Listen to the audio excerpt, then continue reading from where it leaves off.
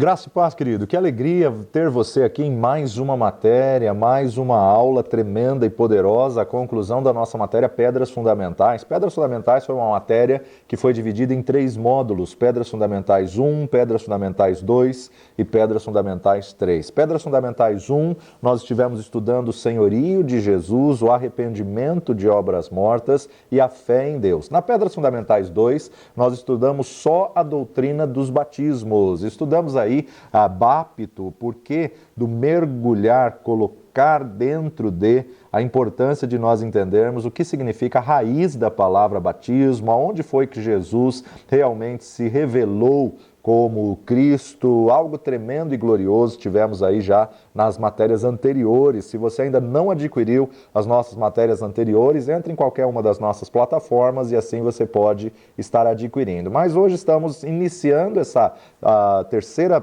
Pedras Fundamentais, em módulo 4, Pedras Fundamentais 3, nós estaremos estudando imposição de mãos, ressurreição dos mortos e juízo eterno, ao qual o escritor de Hebreus colocou isso como fundamento da palavra de Deus. E o texto que nós temos aí como base dessas 3 matérias é Hebreus capítulo 5, a partir do versículo 12, até Hebreus capítulo 6, verso 3, que nos diz assim: porque devendo já ser mestres pelo tempo, ainda necessitais de que se vos torne a ensinar quais sejam os primeiros rudimentos das palavras de Deus, e vos haveis feito tais que necessitais de leite e não de sólido mantimento. Porque qualquer que ainda se alimenta de leite não está experimentado na palavra da justiça, porque é menino.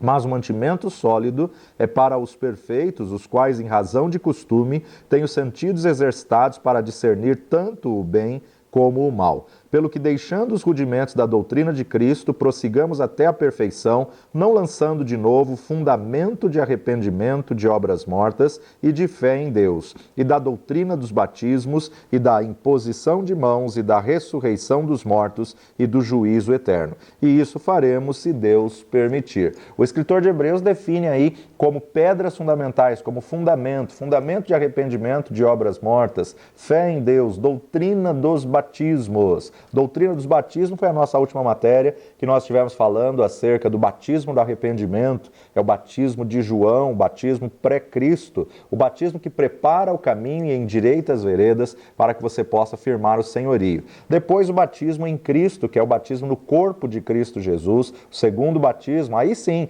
depois que você preparou o caminho, resolveu a questão de salvação, aí você vai para o batismo nas águas, o batismo nas nuvens, o batismo no Espírito Santo, o batismo no fogo e o batismo no sofrimento. Aliás, que tremendo foi a aula de batismo no fogo e o batismo no sofrimento. É uma aula que mexe conosco, uma aula que nos dá uma tremenda revelação, uma aula aí que, se você perdeu, adquira o mais rápido possível, ouça quantas vezes necessário. Nessa matéria, nós vamos estar firmando essas 3 últimas pedras para estabelecer o alicerce sobre esse fundamento, edificar a igreja do Senhor Jesus Cristo para crescimento, e vamos firmar algumas pedras aí que se fazem necessária, que desde o antigo escrita, aonde na verdade nós mostramos como fundamento da verdade, principalmente o momento que a igreja está vivendo hoje, ela precisa rever aí a questão de imposição de mãos, a questão de ressurreição de mortos e a questão de juízo eterno. Muita coisa tem sido dita acerca de ressurreição de mortos, e o próprio Jesus declarou: quando porém vier o Filho do Homem, porventura encontrará fé na terra? Muitas pessoas já desanimaram, muitas pessoas já abriram mão, muitas pessoas já desistiram de continuar perseverando, continuar firmados, porque na verdade estiveram aí aguardando, e muitos até entraram em descrédito, entraram aí na incredulidade, porque dizem: não, mas meus pais, meus avós, bisavós já falavam que ele iria voltar e até hoje não voltou. Persevera, porque aquele que achar perseverando no dia da sua vinda é que vai ter a recompensa. A palavra de Deus em Isaías capítulo 28, verso 10 nos diz: porque é mandamento sobre mandamento, mandamento e mais mandamento. Regra sobre regra, regra e mais regra. Um pouco aqui, um pouco ali. Esse fundamento de Isaías, capítulo 28, verso 10, nos mostra que essas pedras têm que ser firmadas e estabelecidas uma sobre a outra. A importância, na verdade, de nós observarmos justamente essa questão de, sobre a primeira pedra, o senhorio de Jesus, firmarmos a segunda pedra, fundamento de arrependimento de obras mortas. Sobre a segunda pedra, fundamento de arrependimento de obras mortas, firmarmos a nossa terceira pedra, fé em Deus. Fé todos têm. O problema é o local aonde você coloca a tua fé, o local aonde você firma a sua fé. E debaixo dessa pedra, na verdade, você tem a rocha que é Cristo. Agora, sobre a pedra do fundamento, doutrina dos batismos. Doutrina dos batismos, que vimos aí esses 7 batismos. E sobre esses 7 batismos, agora, a nossa pedras 3, dividida também em 3 partes. Imposição de mãos, juízo eterno e ressurreição dos mortos. Imposição de mãos é uma técnica milenária, é uma técnica usada por muitas e muitas crenças e culturas, onde, na verdade, não é uma exclusividade do Evangelho, não é uma exclusividade do cristianismo. Nós vemos aí que muitas crenças místicas e religiosas usam a arte da imposição de mãos, como reiki, como passe, como fluidoterapia e tantas outras, porque a imposição de mãos vem justamente aí nos séculos, em milênios, e está presente em diversas culturas e também diversas religiões. A imposição de mãos, então, ela define algo muito interessante como transmite, porque a mão, ela é, na verdade, o membro do corpo que tanto transfere quanto recebe. Então, nós precisamos entender que quando o escritor de Hebreus estava colocando como fundamento a imposição de mãos, ele tinha, na verdade, alguma razão, algum propósito para poder estabelecer isso. Então, em primeiro lugar, o princípio da imposição de mãos, isso não é nada novo. Quem estabeleceu a imposição de mãos não foi Jesus. Jesus usou a imposição de mãos e na grande comissão ele atribuiu aí o direito de uso em seu nome da imposição de mãos. Em meu nome imporão as mãos sobre os enfermos. Nós vamos ler isso daí daqui a pouco. Então não foi criada a imposição de mãos no Novo Testamento, na Nova Aliança, nem muito menos foi criada pela igreja de agora, não foi descoberto agora. A imposição de mãos é um princípio que vem desde o Antigo Testamento e nós precisamos entender e estudar a raiz, a estrutura no Antigo Testamento para vermos também quais os propósitos e as razões específicas para se impor as mãos. Mesmo porque a própria palavra de Deus nos diz: a ninguém imponhas a mão precipitadamente. A ninguém imponhas a mão precipitadamente. Por quê? Nós temos que observar que a palavra de Deus no Antigo Testamento, ela nos traz aí algumas razões para impor as mãos. Já no Novo Testamento, nós podemos ver que a imposição de mãos pode ser feita para curar enfermos, para ministrar o Espírito Santo, para operar sinais e milagres, maravilhas, para abençoar ou até para consagrar e ordenar ministros. Então, a imposição de mãos, ela serve, ela tem um propósito específico do qual nós precisamos observar a verdade na palavra de Deus como fundamento. Você foi chamado para abençoar, você foi chamado para lançar a bênção, para transferir a bênção. Agora você tem que tomar muito cuidado com essa questão das linguagens, da forma como que o cristão muitas vezes cria um vício de linguagem, o qual eu chamo de evangeliquez, né? Então você tem que tomar cuidado com o evangeliquez, ou seja, os jargões evangélicos, e entender a essência. Muitas pessoas falam a paz do Senhor, mas nem sabem o que estão transferindo. Muitas pessoas estendem a mão no cumprimento e colocam a paz do Senhor, mas na verdade ele não tem a paz de Deus para poder transferir a paz de Deus. Então, isso nós vamos ver em abençoar, vamos ver em consagrar, vamos ver também a questão de enfermidade, na questão da cura, né? Então tem alguns propósitos e alguns textos bíblicos que vão definir bem claro acerca dessa pedra, a importância da imposição de mãos da maneira correta, da maneira bíblica, da maneira que Deus estabeleceu como princípio. A consagração, ela existe uma identificação. Você não pode sair procurando alguém para te consagrar se você não se identifica com aquele ministério, com aquela autoridade, tendo ela como cobertura espiritual. Porque a consagração é uma liberação daquilo que a pessoa tem em si, transferindo para o outro. O próprio Deus falou com Moisés: separa 70, impõe as mãos sobre ele, transfere aquilo que há em ti para esses 70, compartilha com esses 70. Então, na verdade, quem pode impor as mãos? Aquele que já tem a autoridade vai delegar essa autoridade sobre outra pessoa. Infelizmente, nós temos visto que muitas pessoas estão fazendo de qualquer jeito. muitas pessoas vulgarizaram alguns princípios de Deus, alguns fundamentos, alguns preceitos que foram estabelecidos por Deus. Nós delegamos autoridade, só que a responsabilidade não, a responsabilidade depende de cada pessoa. Eu delego autoridade, mas eu não tenho como, na verdade, colocar a responsabilidade dentro da pessoa. A responsabilidade é pessoal, na verdade, fundamento de cada um. Então, eu sou o responsável por aquilo que eu deleguei, mas a responsabilidade da pessoa em cumprir aquilo que ela recebeu, daquilo que foi delegado, é parte dela. Afinal de contas, como autoridade, eu dei autorização, eu deleguei uma autoridade. Então, a partir do momento que eu dei essa autorização, eu sou responsável por aquilo que eu autorizei a alguém.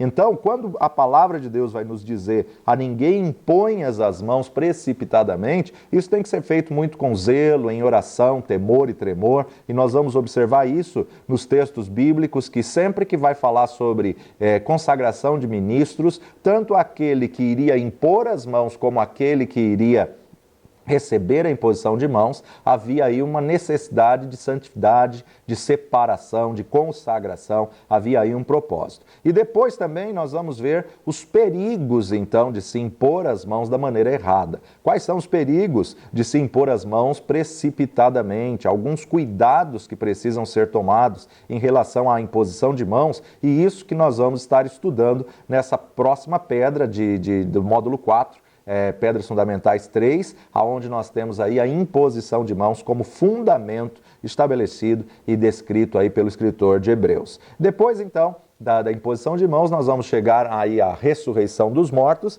e depois de ressurreição dos mortos, vamos falar um pouquinho sobre juízo eterno, aonde nós vamos dar um apanhado geral, onde vamos fazer uma passagem pela escatologia. Na verdade, não vamos nos aprofundar aí na visão da escatologia, visto que nós vamos ter matérias aqui específicas só sobre escatologia, só sobre as 3 vertentes que existem aí dentro da escatologia, pré-tribulacionismo, tribulacionismo e pós, mas não é esse propósito do fundamento. O fundamento é nós estarmos alicerçados, que é certo, que os mortos ressuscitarão e também vai haver o juízo eterno. Além da ressurreição dos mortos, todos os mortos ressuscitarão. Uns para a bênção, uns para a eternidade com o Senhor e outros para a condenação, outros para o lago de fogo que arde continuamente. Então nós precisamos entender isso como princípio. Falando a princípio de imposição de mãos, como já disse, não é nada novo, não é coisa do Novo Testamento, não é coisa que Jesus estabeleceu e muito menos a igreja no Novo Testamento. Mas no Antigo Testamento nós observamos que já havia a imposição de mãos. Então não foram os apóstolos, nem Jesus, nem a igreja primitiva, não foi algo novo. O que representa a imposição de mãos? Qual é o aspecto? Qual é a verdade? Quem começou com isso? Aonde foi? Aonde apareceu esse negócio de imposição de mãos pela primeira vez? Hoje em dia as pessoas estendem a mão e muitas vezes balançam a mão, dizendo que estão recebendo energia ou estão transmitindo energia. Pessoas que não têm um entendimento, mas que de alguma forma já ouviram falar que a mão é, na verdade, um membro do corpo que tanto transfere quanto recebe. Tanto transfere quanto recebe de alguém, de algo, né? Então, as mãos estendidas dessa maneira, na verdade, estão transferindo, estão transmitindo algo. Algo que está sendo passado, algo que está sendo dado para as pessoas. Agora, existem muitas pessoas que mistificam todas as coisas e estão usando as mãos querendo dizer alguma coisa. Ou, na verdade, está limpando ou está passando alguma coisa. Existe o fundamento através das mãos e nós temos que entender que tudo que o diabo faz, ele copia de algo que é um princípio espiritual divino. Tudo que o diabo faz é apenas um princípio do que Deus criou. Satanás não é criador, Lúcifer não era criador. O único criador que nós temos é o Deus Todo-Poderoso. Então é bem verdade que Deus estabeleceu um princípio, existe esse aspecto espiritual e o diabo copia isso, ao qual ele transfere essa ensinamento correto de uma maneira deturpada, de uma maneira distorcida, falando acerca de uma certa energia, que é uma palavra que, na verdade, pode ser usada para indicar poder, para indicar justamente dunamis, o poder do Espírito Santo. Olha, quando você passa, muitas vezes, à frente de algum instrumento elétrico, à frente de uma televisão, né, principalmente as mais antigas, né, as atuais com LCD não, agora as mais antigas, nós observamos que ela puxava uma energia que muitas vezes arrepiava os pelos do braço, né? Então, na verdade, essa era uma energia. O mundo das trevas pega isso e transforma em algo místico. Então, nós temos que desmistificar o que tem sido falado nos dias de hoje e voltar à raiz, voltar à essência. O ato de impor as mãos não é nada novo, não é algo da nossa geração, não foi Jesus que instituiu isso, não foram os apóstolos que instituiu isso, não foram, na verdade, a igreja, os pais da igreja primitiva que estabeleceram isso. Eles, na verdade, apenas estabeleceram fundamentos, eles apenas firmaram, imporão as mãos sobre os enfermos e eles serão curados. Existem muitas pessoas que têm uma necessidade do toque. Existem muitas pessoas que têm uma necessidade aí de sentir a mão de alguém, o apoio de alguém, de sentir justamente que alguém se importou pela dor e normalmente problemas psicossomáticos há uma necessidade, né? Hoje se sabe aí que a psicologia definiu sobre a importância de um abraço, a importância da afetividade, a importância do toque. Então nós temos que entender que quando formos receber a imposição de mãos ou quando formos impor as mãos sobre a vida de alguém, nós precisamos entender que podemos sim transferir alguma coisa ou receber alguma coisa. No Antigo Testamento, a imposição de mãos foi estabelecida e iniciada à medida do sistema levítico. Sob o sistema levítico. Quando Moisés estava definindo aí o papel do sacerdote, o papel do levita, quando Moisés estava estabelecendo aquilo que ele recebeu da parte de Deus, ele estava, na verdade, demonstrando alguns princípios. Quando se levava um animal para o sacrifício, tinha que se transferir para o animal a culpa, tinha que se transferir para o animal o pecado. Então, Êxodo capítulo 29, vamos direto ao versículo 10, nos diz assim: E farás chegar o novilho diante da tenda da congregação, e Arão e seus filhos porão as mãos sobre a cabeça do novilho, e degolarás o novilho perante o Senhor à porta da tenda da congregação. E Arão, o sacerdote, e os seus filhos, ou seja, a família sacerdotal, imporão as mãos sobre o novilho, né? Então aqui você vê uma imposição de mãos. Levítico capítulo 1, versículo 4 nos diz: E porá a sua mão sobre a cabeça do holocausto, para que seja aceito por ele para a expiação. Depois degolará o bezerro perante o Senhor, e os filhos de Arão, os sacerdotes, oferecerão o sangue e aspergirão o sangue à roda sobre o altar que está diante da porta da tenda da congregação. Ainda em Levítico, capítulo 8, versículo 14, nós lemos: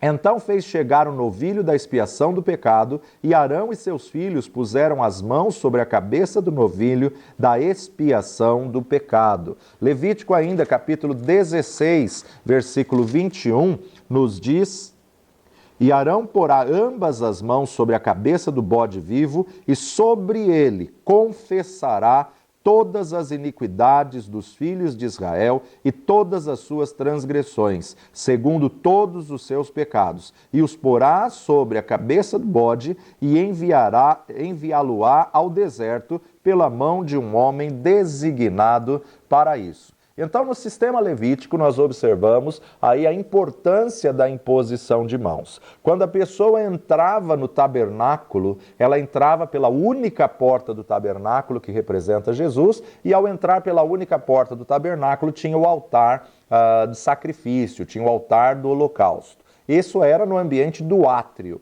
O átrio tinha apenas duas peças, né? Tinha, na verdade, o altar do sacrifício, o altar do holocausto, e logo depois, na sequência, tinha a bacia de lavagem com água. Então nós observamos aí que cada uma das peças do tabernáculo representa Jesus. Vamos estudar isso em uma das matérias específicas, falando sobre Jesus no tabernáculo. Agora nós precisamos entender que quando Deus estabeleceu esses princípios, Deus estabeleceu algumas regras. Esses textos que nós acabamos de ler em Levítico nos mostra que são textos que aparecem em situações semelhantes. Imporás as mãos sobre o novilho, imporás a mão sobre a cabeça do novilho, e Arão, o sacerdote, impôs as mãos sobre o bode emissário. Então, o Pentateuco nos fala acerca de ofertas específicas no tabernáculo, no tempo da lei, mas não só em relação aos animais. Levítico é isso, ou seja, são as leis que o Senhor instituiu, são as leis que o Senhor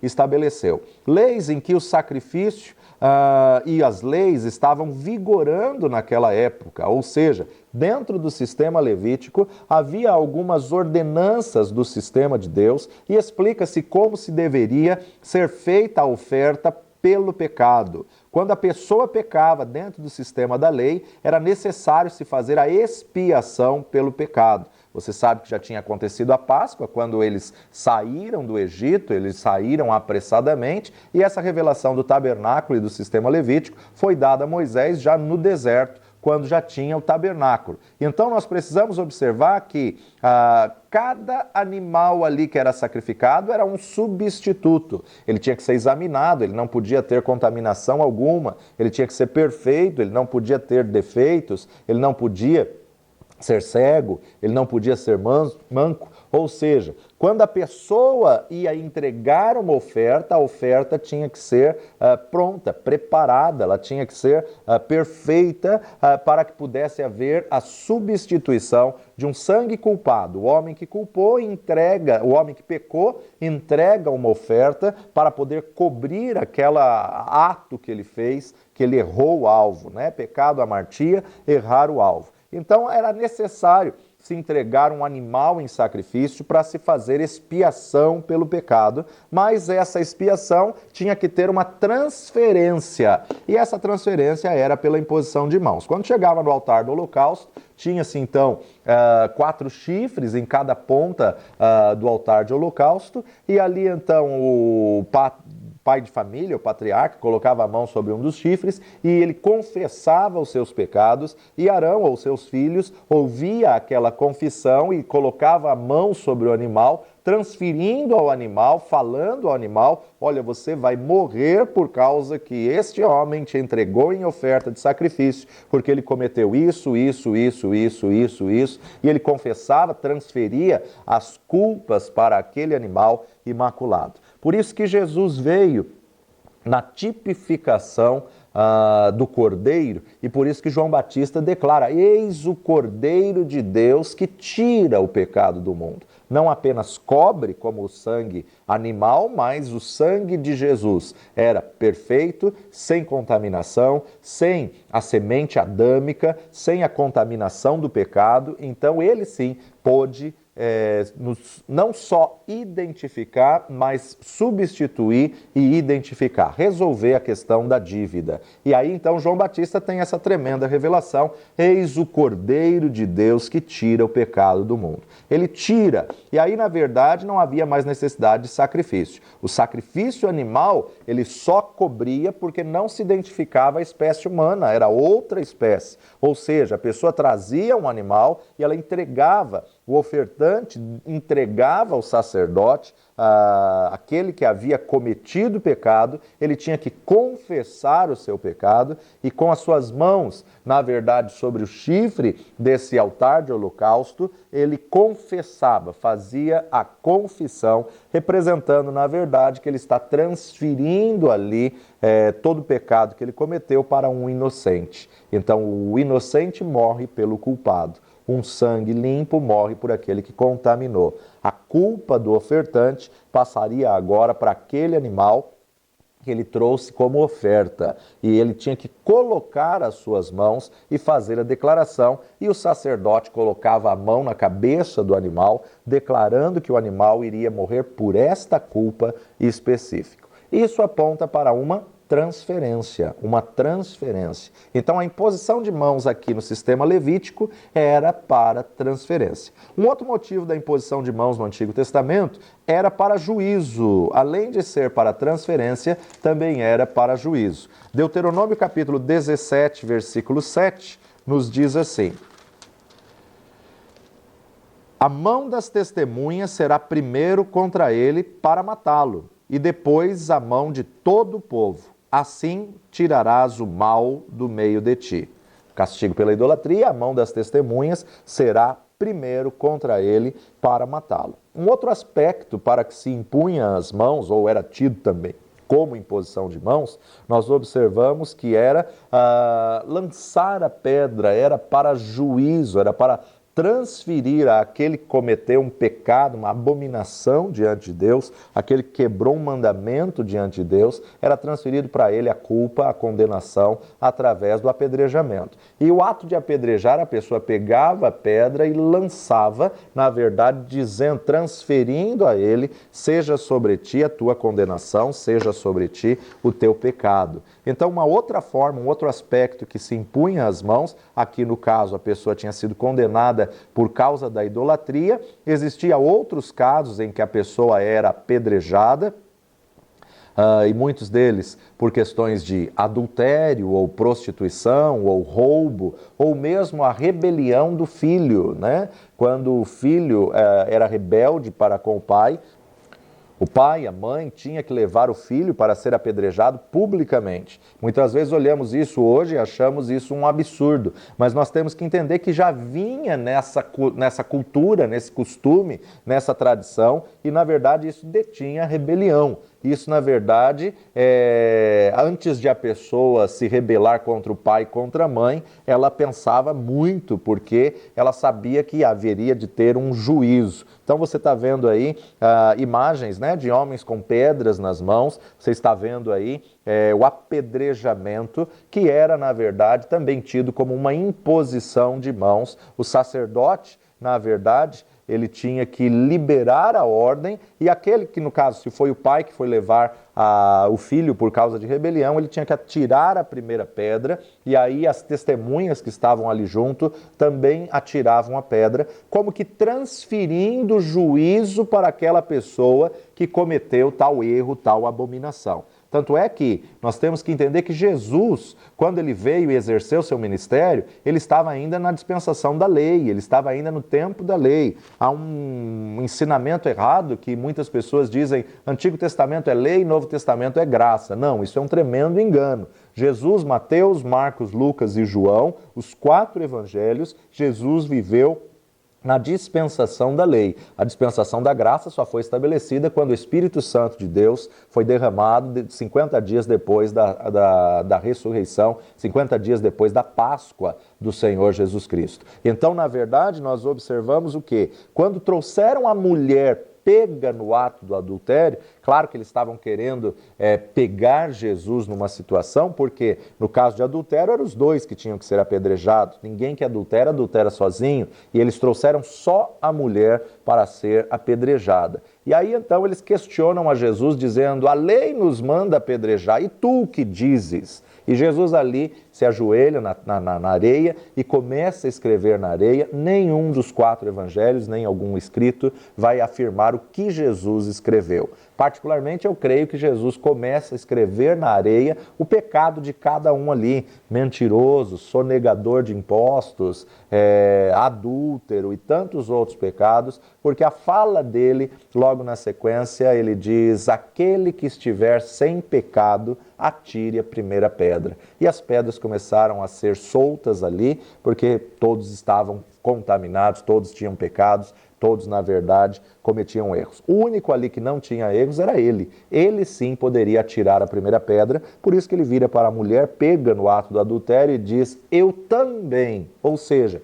Esses que foram embora e largaram as suas pedras tinham pecados, mas eu que não tenho pecado, eu também não te condeno, vai, não peques mais. Foi a fala de Jesus para essa mulher nessa situação. Então, na verdade, nós observamos aqui que uma das formas de se impor as mãos no Antigo Testamento era para juízo, porque Deus tinha determinado, vocês vão tirar do meio de vocês essas pessoas que cometeram esses pecados, esses erros, essa falha. Então o povo estendia a mão e lançava sobre o culpado a pedra, dizendo que você carregue sobre si essa culpa, ou seja, que a culpa do teu pecado não venha sobre nós, que a condenação do teu pecado não venha sobre nós. Então eles lançavam as pedras até a pessoa morrer apedrejada.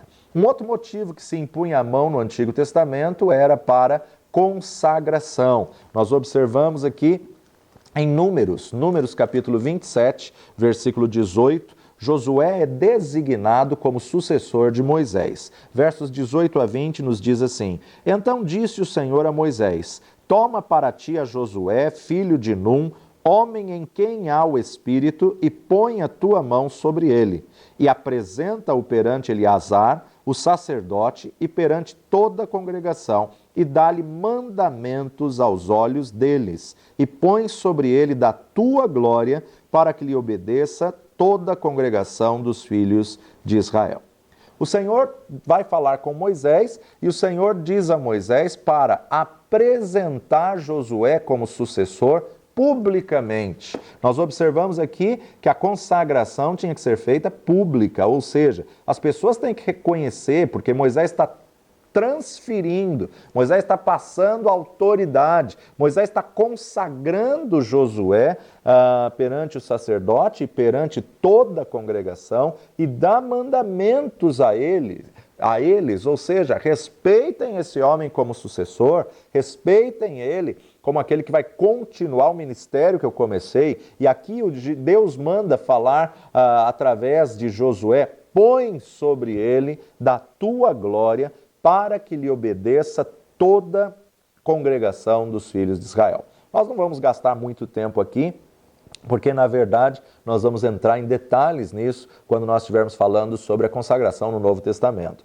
Mas aqui é apenas um aspecto do Antigo Testamento, mais um dos motivos para se impor as mãos no Antigo Testamento, e para que você veja que imposição de mãos não é nada novo. Primeiro Deus fala o nome e depois Deus dá, em cima desse nome, ordens, e que isso deveria ser feito diante da congregação. Então toma cuidado com esse tipo de consagração que está acontecendo hoje, que muitas vezes consagra a pessoa no oculto, consagra a pessoa no monte, consagra a pessoa às escondidas, e a pessoa sai, vai fazer uma visita em outra igreja e já volta pastor, já volta evangelista, já volta profeta. Esse tipo de consagração não é uma consagração bíblica, porque para haver uma consagração, para haver um reconhecimento, tem que ser diante de um povo, tem que ser publicamente. Davi foi ungido 3 vezes e as 3 vezes foram públicas. A primeira foi diante de todos os seus irmãos e seus pais. Então, na verdade, aqui nós vemos um detalhe que Deus explica a Moisés: tira de si a sua glória e transfere. Ou seja, tudo isso nós vamos ver quando estivermos falando sobre a consagração no Novo Testamento. Por agora, nós vamos só entender uma das formas de se impor as mãos no Antigo Testamento. Moisés já estava avançado em idade, chegando aos 120 anos, chegando perto da sua morte, e ele tinha preparado um sucessor. Vale dizer aqui que um ministério de sucesso não é aquele que faz todas as coisas, mas aquele que instrui alguém a continuar o seu chamado, instrui um sucessor, levanta um sucessor ou mentoreia um sucessor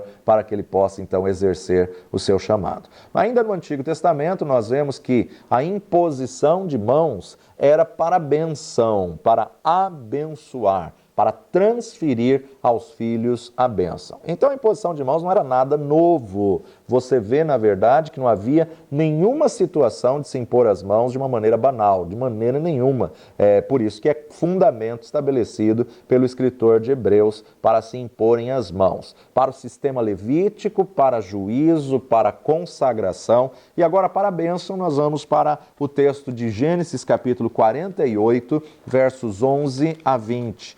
Gênesis 48, de 11 a 20, aonde Jacó, o patriarca, vai abençoar José e vai abençoar os filhos de José, 48, 11 a 20. Jacó abençoa José e os seus filhos. Israel disse a José: eu não cuidara ver o teu rosto, e eis que Deus me fez ver a tua semente também. Então José os tirou de seus joelhos e inclinou-se à terra diante da sua face, e tomou José a ambos, a Efraim na sua mão direita, à esquerda de Israel, e a Manassés na sua mão esquerda, à direita de Israel, e fê-los chegar a ele. Mas Israel estendeu a sua mão direita e a pôs sobre a cabeça de Efraim, ainda que era o menor, e a sua esquerda sobre a cabeça de Manassés, dirigindo as suas mãos avisadamente, ainda que Manassés era o primogênito. E abençoou a José e disse: o Deus em cuja presença andaram os meus pais, Abraão e Isaque, o Deus que me sustentou desde o que eu nasci até este dia, o anjo que me livrou de todo o mal, abençoe esses rapazes e seja chamado neles o meu nome e o nome de meus pais, Abraão e Isaque. E multipliquem-se como peixes em multidão no meio da terra. Vendo, pois, José que seu pai punha a sua mão direita sobre a cabeça de Efraim, foi mal aos seus olhos e tomou a mão de seu pai para a transpor de sobre a cabeça de Efraim à cabeça de Manassés. E José disse a seu pai: não assim, meu pai, porque este é o primogênito. Põe a tua mão direita sobre a sua cabeça. Mas o seu pai o recusou e disse: eu o sei, filho meu, eu o sei, também ele será um povo e também ele será grande. Contudo, seu irmão menor será maior do que ele, e a sua semente será uma multidão de nações. Assim os abençoou naquele dia, dizendo: em ti Israel abençoará, dizendo: Deus te ponha como a Efraim e como a Manassés, e pôs a Efraim diante de Manassés. Nós observamos aqui a narrativa da bênção de Jacó sobre os netos, e a questão da imposição de mãos era tão sério, que a mão direita é que tinha que ficar sobre a cabeça do primogênito e a mão esquerda sobre o filho caçula. Mas a hora que Jacó vai abençoar os seus netos, ele cruza as mãos e ele coloca a mão direita sobre o menor e a mão esquerda sobre o maior. E aí então o pai olha para aquela situação e se incomoda e diz: não, meu pai, não é assim, esse é o primogênito. E Jacó diz: não, eu sei o que estou fazendo, ele também vai ser um povo, mas o menor será maior do que o primogênito. Então, a partir dessa aula, você tem que entender a importância da imposição de mãos e a forma de fazê-la corretamente. Você não vai apenas dizer: olha, Deus te abençoe, ou paz do Senhor, de qualquer maneira. Quando você estende a mão e está cumprimentando alguém, você está ministrando sobre essa pessoa. Você está transferindo aquilo que você tem para aquela pessoa. Que o Deus que me abençoou te abençoe, que a paz que eu tenho do Senhor seja sobre ti, que você receba a paz do Senhor. Nós vemos aqui Jacó abençoando seus filhos, abençoando seus netos, impetrando a bênção. No inglês seria impartation, impartindo de si na outra pessoa, colocando um pouco de si na outra pessoa. Não só na questão do pai, não só na questão hereditária, mas também na questão de Moisés querer transferir a bênção para 70 pessoas, querer levantar ajudadores, querer levantar pessoas ministeriais. Ele transferiu a bênção, ele impôs as mãos. Agora aqui José vai falar para o pai: pai, está errado, o Senhor errou, trocou o primogênito é esse aqui.